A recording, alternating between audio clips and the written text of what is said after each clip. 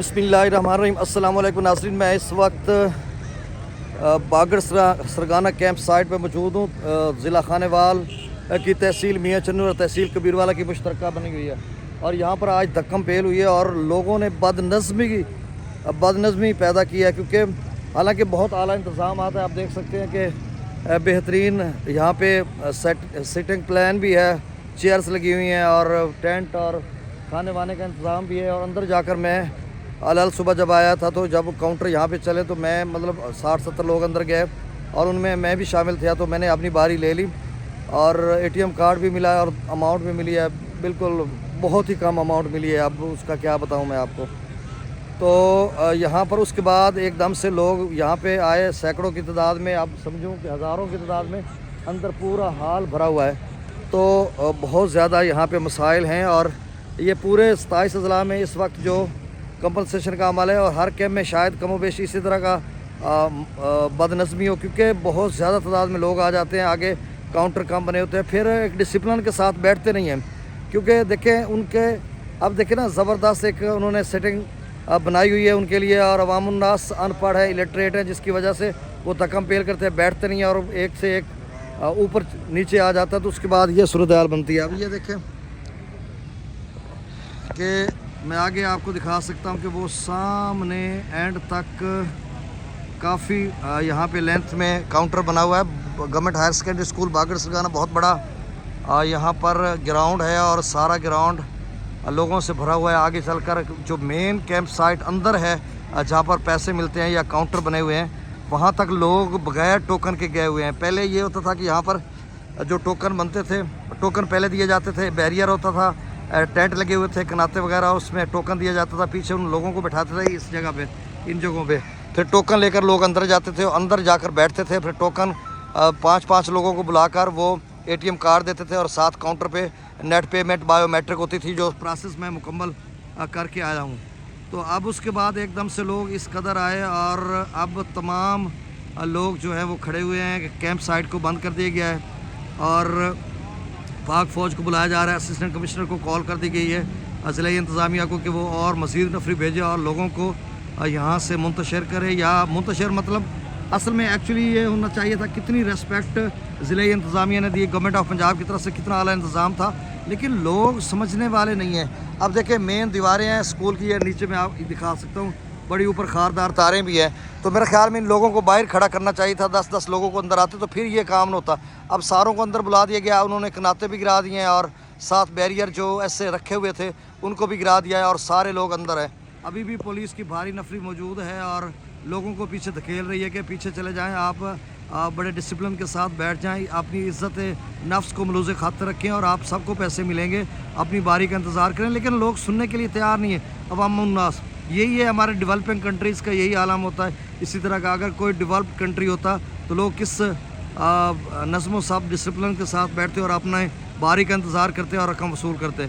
और यहाँ पर सारे नखानदा लोग, जट लोग, जिनमें जट मैं भी शामिल हूँ। लेकिन चलें, मैंने तो अपनी बारी का इंतज़ार किया सुबह भी और अब भी, और अल सुबह आया था। तो देखें ये इस तरह की सूरत हाल है। अब बाकी अजला में अच्छा ये मैं आपको बता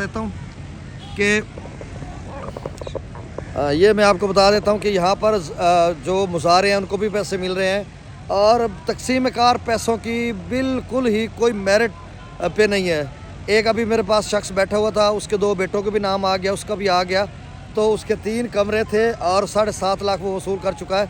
और फाजिल शाह जो हमारा मौज़ा है वहाँ पर आए, मैं आपको दिखा सकता हूँ कि कितने लोग हैं। कल एक बेचारा एक शख्स रो रहा था जिसका मुकम्मल घर तबाह हो चुका हुआ है, कोई जानवरों का कमरा कुछ भी नहीं है, उसको 70,000 मिला है। और इतने लोग हैं जिनको पैसे, ये मुख्तलिफ मुआवज़ात की मैं बात कर रहा हूँ, फाजिल शाह की एक नहीं है। एक और जगह पे जहाँ पे सिर्फ जानवरों के कमरे 3-4 थे, उनको 9 कमरों पर मुश्तमिल बनाया गया। 9 मुख्तलिफ अफराद ने हमारा नवाई मौज़ा लिखवाया, उनमें 4-5 लोगों का 2.5 लाख आ गया। तो वो जो धुएँ होते हैं, हमारे पंजाबी रचनावी डायलैक्ट में उसको धुएँ कहते हैं, जो जानवरों का कमरा होता है, उन 3-4 जो खस्ता बोसीदा धुएँ थी, उन पे 22 लाख रुपए लिए जा रहा है। तो आप अंदाज़ा करें, और बहुत सारे हकदार रह गए हैं। मुझे 1.5 लाख रुपए मिला है।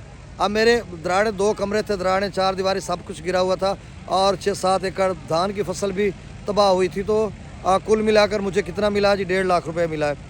और बहुत सितम ज़रीफ़ी की बात है, यहाँ पर लोग बैठे हुए हैं जिनके अगर 4-5 बेटे हैं तो वो सभी ले रहे हैं। तो इस तरह की सूरत हाल है और पूरे पंजाब में जो दोस्तों का फ़ीडबैक आ रहा है, इसी तरह का फ़ीडबैक आ रहा है कि इसी तरह की सूरत हाल है। तो अब जो हकदार हैं 20% हकदारों को मिला है। अब तक जो तकसीम हुई है उसका 100% निकालें तो 20% हकदारों को और 80% जो है वो उन लोगों ने लिया है जो हकदार नहीं थे और उन्होंने गलत एंट्री कराई और उसके बाद उनको पैसे मिले। बाकी जो ये कहा जा रहा था कि हमने चेक सप्लाई करने, ये वो कुछ भी नहीं है यार। क्या चेक सप्लाई इन्होंने किया? नादरा का कुछ भी नहीं किया। एक बच्चे की 19 साल उम्र है, उसको भी पैसे मिल गए। कोई वो शादीशुदा है। एक इतना गलत इन्होंने सिस्टम बनाया है। कोई चेक एंड बैलेंस नहीं था जिसकी वजह से यानी जो कह रहे थे कि चेक सप्लाई हम करेंगे जी, नादरा से लैंड रिकॉर्ड से हम डाटा लेंगे, उसके बाद अर्बन यूनिट वाले उसको चेक करेंगे। तो भाई वो 10 लाख रुपए का जो उन्होंने कहा था कि 10 लाख पक्के मकान का, वो भी नहीं मिल रहा। अब पक्के का कितना 75,000 से ऊपर नहीं दे रहे, किसी को भी 75,000 से ऊपर नहीं दे रहे। और कच्चे का 2.5 लाख मिल रहा है, चाहे एक कमरा गिरा हुआ तो भी 2.5 लाख, 2 गिरे हुए तो भी 2.5 लाख, 3 गिरे हुए तो भी 2.5 लाख। अब जिसके 3 गिरे हुए थे उसने 3 अलग बेटों के नाम लिखवा दिया आपने, वो 7.5 लेगा।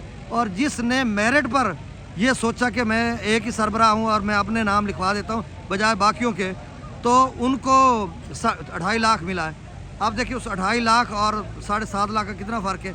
जिसने मेरिट को फॉलो किया, पॉलिसी को फॉलो किया, उसको 2.5 लाख मिला है। और जिसने ढकोसला लगा कर अपने बेटों का नाम लिखवा दिया उसको 7.5 लाख मिला है। तो ये अगर इसका ट्रांसपेरेंसी के साथ इसका ऑडिट किया जाए, थर्ड पार्टी इंस्पेक्शन करे, तो बहुत बड़े पैमाने पर ये ब्लंडर है और ये दिखेगा भी कि इतना बड़ा ब्लंडर है।